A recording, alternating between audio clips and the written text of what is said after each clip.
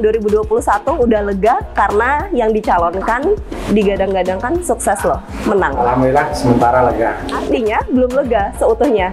Karena kita belum melihat Haris dan Abdullah Sani ini bekerja. Kalau beliau berdua sudah bekerja dengan baik, itu sangat lega. Sejak kapan sih masuk ke ranah ini, dekat dengan ya beberapa calon kepala daerah, bahkan hingga jadi sebagai kepala daerah? Saya dulu kan latar belakangnya media ya. Dulu memang ketika di media itu kebanyakan tugas dari pimpinan redaksi itu dalam liputan politik. Akhirnya ya berkenalan dengan banyak tokoh politik yang kemudian secara bersama-sama akhirnya bergabung dengan beberapa tokoh politik.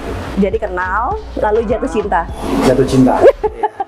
Ditawarkan atau menawarkan diri? Saling membutuhkan. Saling membutuhkan. Bukan. Cinta itu datang dari dua arah, akhirnya bisa disatukan.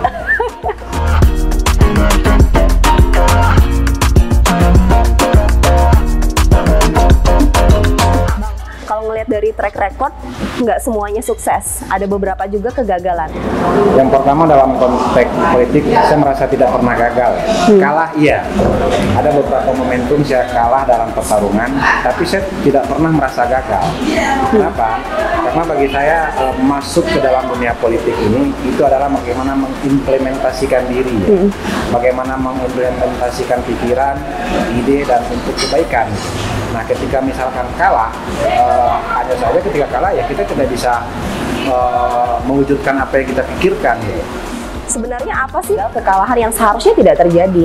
Dalam politik itu banyak faktor. Faktor tidak hanya bisa dilihat dari segi misalkan finansial, tidak hanya bisa dilihat dari sisi program, tapi juga kadang-kadang ditentukan oleh bagaimana figur seseorang itu mampu menarik perhatian pemilih. Karena kita berada dalam demokrasi yang pemilihan yang sifatnya elektoral ya, yang satu suara itu menentukan keterpilihan seseorang. Jadi banyak sekali faktor-faktor yang menentukan ketika kita kalah dalam pertarungan. Bisa jadi kita kurang bisa menyampaikan hal-hal yang dibutuhkan oleh pemilih. Bisa jadi kita tidak berpenampilan sesuai dengan harapan pemilih. Bisa jadi juga kita tidak memiliki finansial yang cukup untuk menggerakkan mesin-mesin politik. Tapi logowo ya? Tentu harus logowo.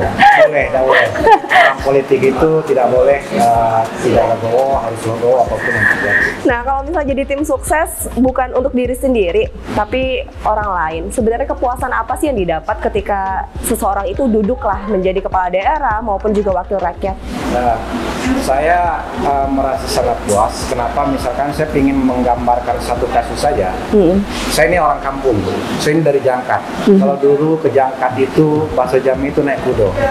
Nah, kemudian pada tahun 2009 itu untuk mencapai kecamatan Jangkat dari kota Bangko itu lebih kurang dibutuhkan 6-7 jam, bahkan bisa 2 hari. Jauh, kemudian infrastrukturnya yang sangat tidak mendukung.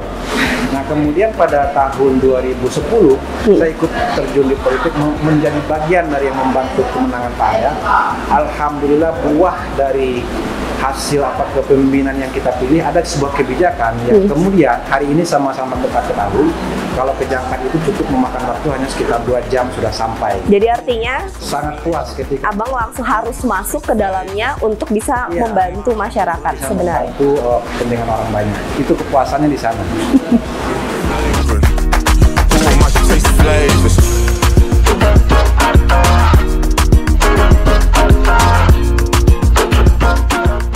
Bang, kepala daerah kalau menang, kita sukses lah menjadi tim suksesnya. Bisa otak-atik birokrasi nggak sih?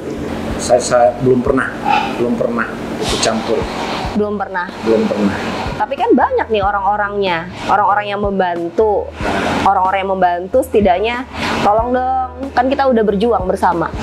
Itu biasanya langsung kepala daerah, biasanya langsung ke yang bersangkutan karena pasti apapun nanti kinerjanya pasti dilihat gitu kan, loyalitasnya bagaimana gitu. Pasti biasanya yang saya ketahui dari beberapa kepala daerah yang saya membantu mensukseskan itu biasanya mereka melihat seperti itu. Berarti nggak pernah lewat abang? Nggak pernah. Saya Beneran? Ikut campur. Beneran? Masa bohong, baru habis lebaran. Kalau misalnya bicara tentang tim sukses, biasanya minta proyek juga, bener nggak sih? Tim sukses itu kan berlatar belakang banyak orang ya. Ada yang berlatar belakang petani, ada yang buruh, ada yang pengusaha. Pengusaha itu juga ada yang pengusaha misalkan dia pedagang, ada juga yang kontraktor. Nah, selama misalkan seorang kontraktor itu menjadi tim sukses, kemudian yang disukseskan yang menang, kemudian dia berbicara proyek, itu sah-sah saja. Memang latar belakang dan profesinya seperti itu. Pernah nggak minta proyek? Saya sampai hari ini insya Allah belum pernah main proyek. Kenapa? Tidak mau? Atau ada hal lain yang harusnya kita masukin? Saya menganggap, saya berprinsip sesuatu yang kita lakukan kalau kita tidak ahli, itu akan merusak. Saya berpegang pada prinsip itu. Karena memang keahlian saya bukan di situ, maka saya tidak akan memaksakan diri. Berarti ahlinya nggak main proyek, tapi Ya, mensukseskan aja. kalau memaksakan masuk ke sana, itu bisa merusak orang yang kita sukseskan, dan itu juga bisa merusak diri kita, dan itu juga bisa merusak orang banyak. Sering beda pendapat nggak sih? Sering banget. Sering. Sangat sering. Yang kita sukseskan beda pendapat dengan Sering. strategi yang kita harusnya kita lakukan? Sangat sering. Terus gimana?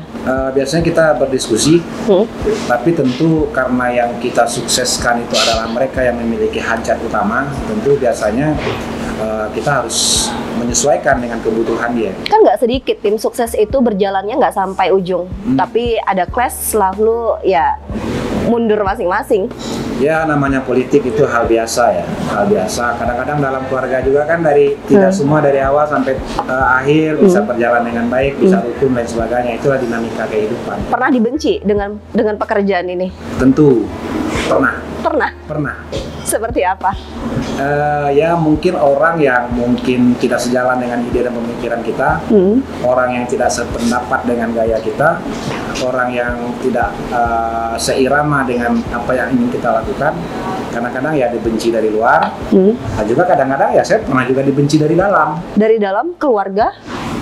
Tidak, atau teman? Sama lingkungan, misalkan sama lingkungan, katakanlah ya sesama orang-orang yang berkecimpung untuk mensukseskan gitu. Jadi sama-sama tim sukses tapi beda calon gitu ya? Enggak, sama-sama kan internal sama tim sukses mengusung calon yang sama pun kadang-kadang tidak selalu sejalan.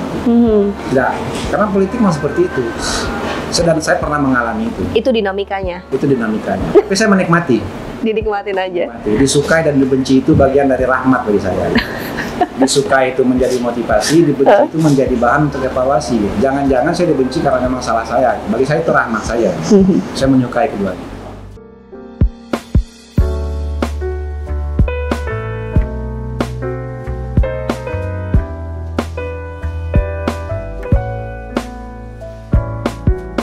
Ini Mel, kalau di Louis de Calvara, ini minuman favorit saya. Namanya apa? Mojito Virgin Sensation. Wow, enak ya? Kalau minum ini siang-siang, suasana panas, itu bisa seger. Kalau hati lagi panas juga bisa mendinginkan hati. Ya udah sambil diminum ya. Silakan.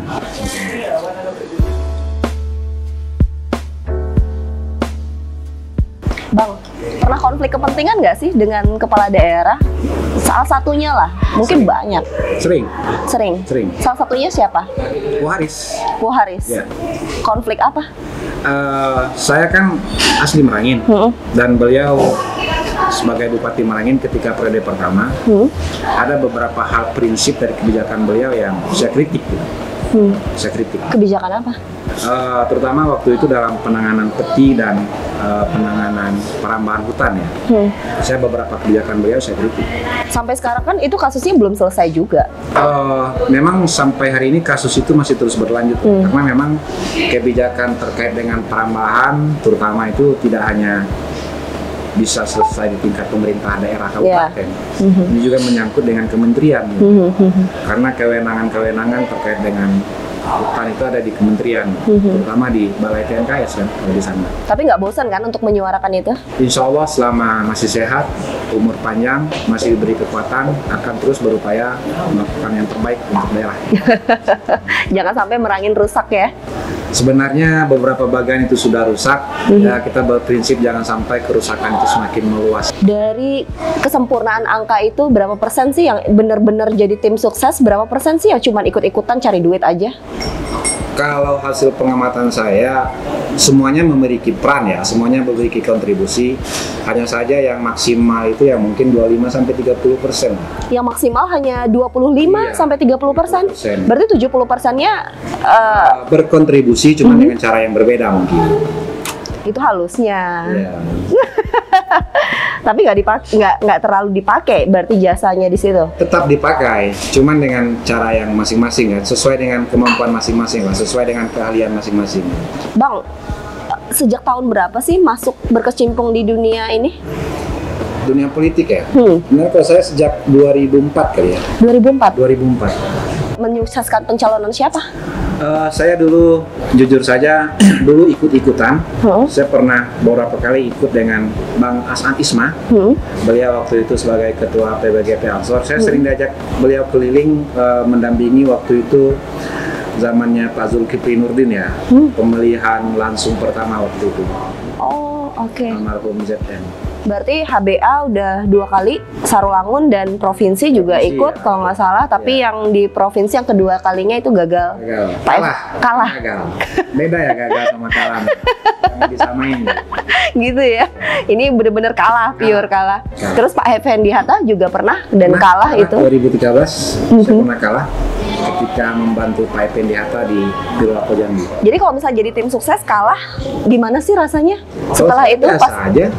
Toh sampai hari ini kalah bukan kematian kan, saya ini masih bisa hidup dan alhamdulillah sudah beberapa kali mengalami kemenangan dan beberapa kalah ya, saya sampai hari ini masih bisa hidup normal, bisa berteman dengan banyak orang, bisa bersilaturahmi dengan siapapun, ya biasa-biasa saja. Tapi kepercayaan orang kadang-kadang kan turun, ini nggak berhasil dia.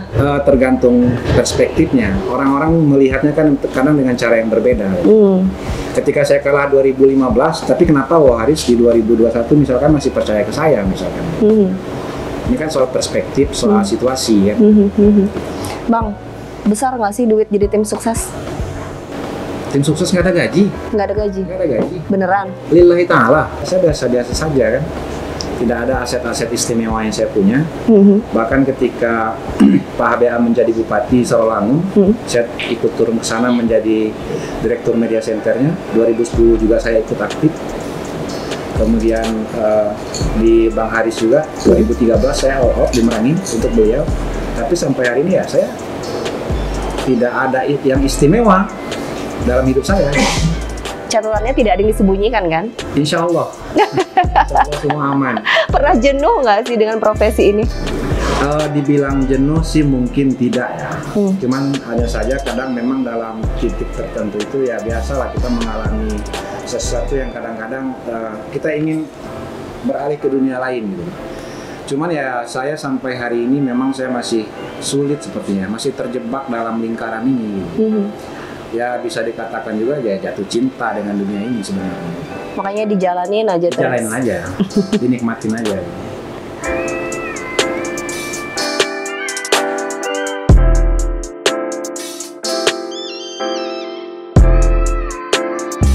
Bang Hasan Mabruri, tapi tenarnya nih namanya Boho. Boho. Itu artinya apa sih?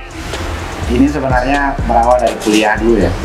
Jadi ketika masuk kuliah itu waktu ospek, ya biasalah anak-anak baru ini kan ada yang agak degil-degil lah kalau bahasa kita Jambi kan. Jadi dulu saya botak, ini habis cukur semua rambut, ada yang tersisa di sini. Jadi suatu hari kedua ospek, saya kebetulan tidur jam istirahat tidur di ruangannya Menwa. Di ruangan Menwa, jadi orang sudah berbaris. Saya baru nongol gitu, sampai saya lari, ada komandan Menwa itu melihat, dia teriak dari jauh, "Woi Boboho, cepatlah kau nih!" Jadi dia teriak dari jauh, ini semua sudah berbaris dan waktu itu kebetulan musim film Boboho Shaolin itu. Oh iya, jadi itulah asal muasalnya ya. Dipanggil sama komandan Menwa, di strap di depan lapangan, kaki sebelah, sepatu digantung di sini. Nah, itulah semuanya dengar, "Woi Boboho, kau nih cepatlah!" Dari lengket lah panggil Boho. Sampai sekarang. Jadi jarang orang kenal Hasan Mabruri tapi kenalnya Bohonya ini ya. Mungkin teman taunya Boho. Bang, dulu terjun di dunia media sebagai jurnalis juga, sebenarnya ada nggak sih kaitannya dengan sekarang juga di politik pada tahun 2004 sampai sekarang kan setidaknya nggak jauh-jauh dari itu? Ya memang saya berpikir sih kayaknya tidak memang sulit dipisahkan ya. Karena memang apalagi saya ketika turun terjun di media itu seringkali ditugaskan untuk meliput hal-hal yang berkaitan dengan politik. Akhirnya mungkin dari situ mungkin mengalir ya, melalui politik, keinginan untuk daya tarik politik ini kayaknya menarik, itu asik. Dunia politik ini asik, berawal dari sana. Impian terbesar di hidup abang apa? Melihat orang-orang di sekitar kita tersenyum. Cukup itu kah? Cukup itu. Beneran? Beneran. Ini jawaban politisi nih begini. Karena tidak ada yang setinggi apapun yang kita gapai, setinggi apapun yang bisa kita raih, kalau orang-orang di sekeliling kita yang kita sayang tidak tersenyum, dengan apa? Terjun ke dunia politik bakal mencari peruntungan nggak sih menjadi wakil rakyat atau bahkan kepala daerah? Kepala daerah, insya Allah. Jadi nggak nanggung-nanggung, bukan wakil rakyat? Insya Allah, mudah-mudahan.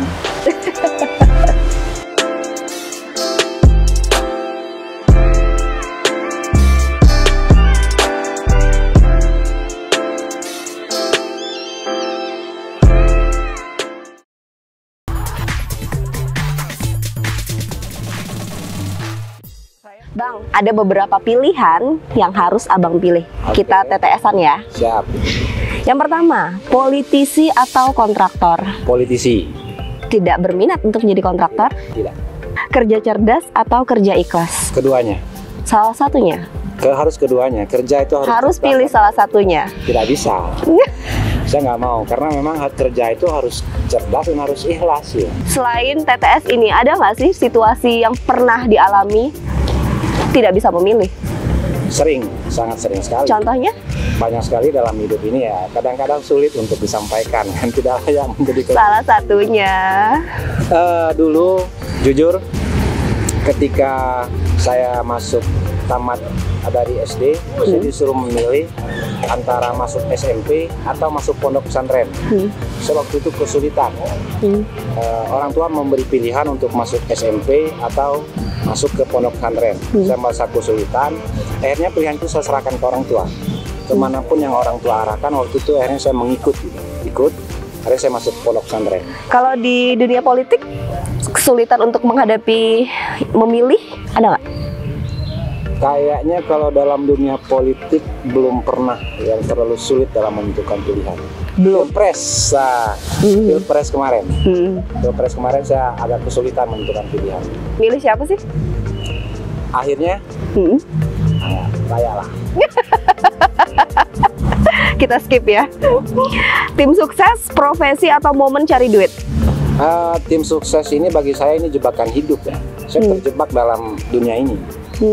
Saya merasa terjebak dalam dunia ini yang sebetulnya ini bisa memberi manfaat dan ini juga bisa memberi mudarat. Jadi ini profesi atau cari duit? Ini momentum saja. Sukses sendirian atau gagal bareng-bareng? Sukses bareng-bareng. Ini pilihannya nih. Ini harus dipilih, suksesnya sendirian atau gagal bareng-bareng? Harus sukses bareng-bareng, nggak boleh. Sukses sendiri-sendiri juga nggak boleh. Menyukseskan atau disukseskan? Keduanya. Nggak ada pilihan kayaknya jadinya nih. Kan udah pernah menyukseskan, sudah pernah juga ikut gagal. Dan sekarang nggak ada salahnya dong minta disukseskan gitu. Merangin atau Kota Jambi? Kota Jambi. Kenapa tidak pulang ke daerah asalnya? Katanya cinta banget. Sebenarnya Kota Jambi dengan Merangin itu dua wilayah yang menurut saya sama-sama saya cintai. Saya dilahirkan di Kabupaten Merangin, tapi saya besar dan berkiprah sehari-hari saya di Kota Jambi. Dan inilah salah satu calon kandidat untuk menjadi kepala daerah di Kota Jambi. Makasih. Sukses.